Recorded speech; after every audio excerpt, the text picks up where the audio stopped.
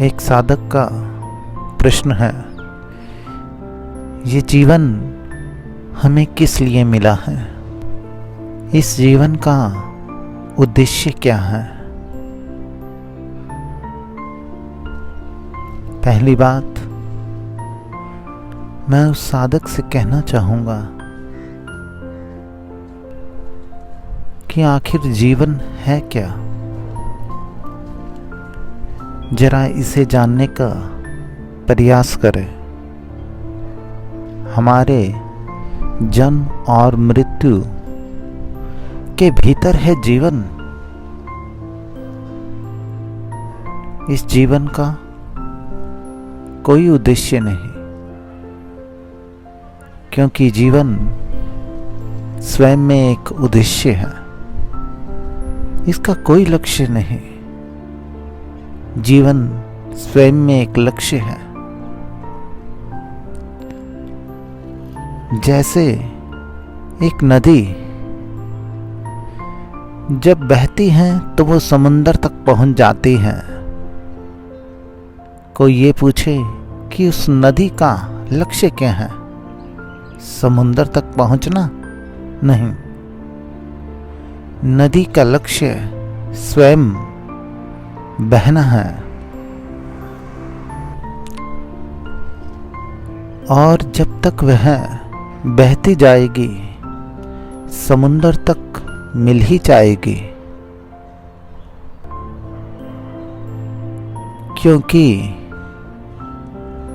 बहना उसका लक्ष्य भी है और स्वभाव भी। लेकिन हम मान बैठते हैं कि एक नदी का लक्ष्य समुंदर तक पहुंचना है। ये हमारी भूल है। उसी तरह इस जीवन का एक ही लक्ष्य है, चलना, बहना। अगर ये जीवन सही पथ पे लगातार बहता रहे, अर्थात लगातार चलता रहे, तो हम उस सत्य प्राप्ति तक पहुंच जाएंगे।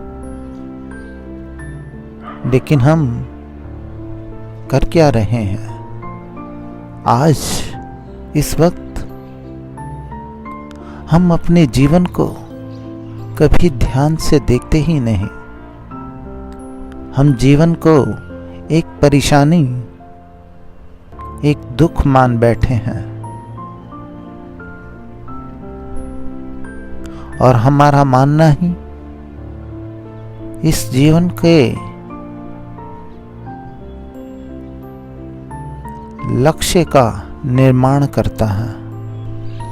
क्योंकि हम जिस दृष्टिकोण से जीवन को देखते हैं, ये जीवन वैसा ही बनता चला जाता है। क्योंकि जीवन हमारा दृष्टिकोण ही तो है। इसीलिए आप अपने जीवन को देखने का नजरिया बदलिए।